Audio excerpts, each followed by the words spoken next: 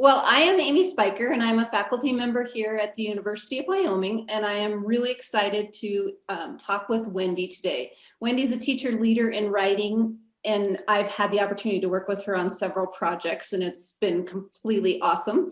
And so I wanted her to share a little bit about what she does with writing in her classroom. So I'm going to ask you, Wendy, could you just tell us a little bit about yourself first of all? Sure. So this is my 21st year teaching. And right now I am in a 3rd and 4th grade looping classroom in Gillette, Wyoming. Awesome. That's great. So how do you create a community of writers in your classroom? Well, at the beginning of the year, I really focus on trying to get my students to realize that they are writers. So we start our school year by getting to know each other, but also by talking about exactly what writing is. And it's not just writing papers. It could be writing a list. It could be doing texts. You know, 3rd and 4th graders write differently than what what I was used to in 5th and 6th grade. So building that trust as well is very important.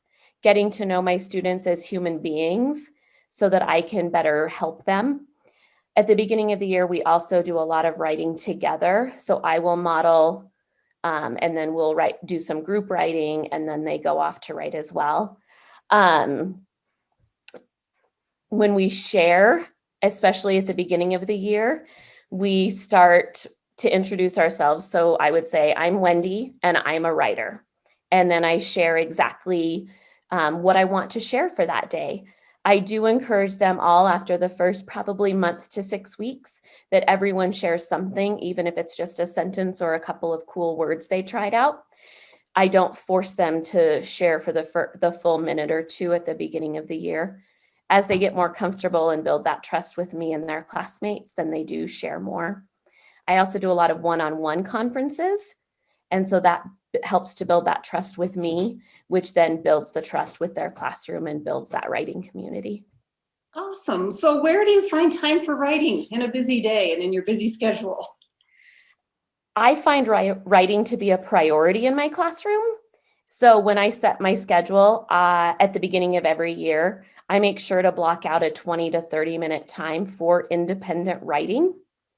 I usually do my mini lesson in front of that, and then we go into writing. Sometimes the first 5 to 10 minutes are writing to the prompt that we're doing, or if we have to do a state test or a district assessment, we do that, but then we always get a few minutes of our own free write time.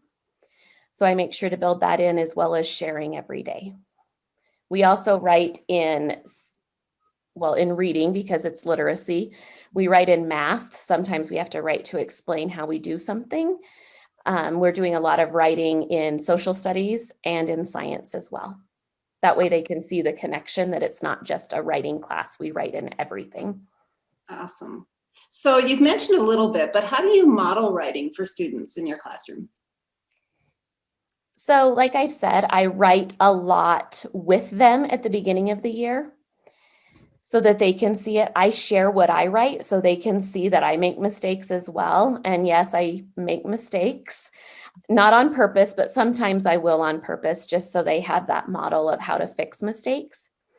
I also, usually the night before or the morning before a lesson, I will write for whatever we're going to be writing that day so that they have a concrete example that's fresh in their mind. I usually have at least 1 or 2 of my own writings for every mode of writing that we do, that they can use as a mentor as well. Awesome. So if you were an administrator and you walked into a classroom, what would an engaged writing classroom look like? What would you look for? I would look for kids talking to each other as well as to themselves, because some of our students need to talk to write.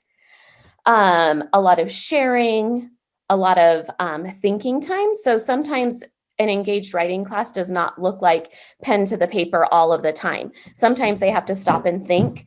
Some of my students will be drawing pictures.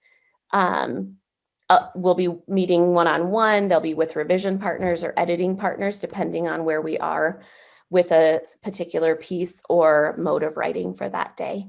It's not a quiet environment anymore. I usually have some classical music playing to just calm it down. but it's not like how I was taught. It's not a silent sit at your desk type thing. They're moving, they're getting what they need, they're getting, their iPads so they can look up words or look at the thesaurus on their iPads. It's not just a sit and do anymore, it's more action based. Good to know. So do you have a favorite writing story that you can share with us? Yes. Right after I did Wyoming Writing Project as a teacher leader, I went back into my classroom with a group of very reluctant writers. And one of them said they all said they hated to write, but one was very particular that he would not write anything. So it was about 3 or 4 months into the year, and he was writing, but not as quality as I knew he could do.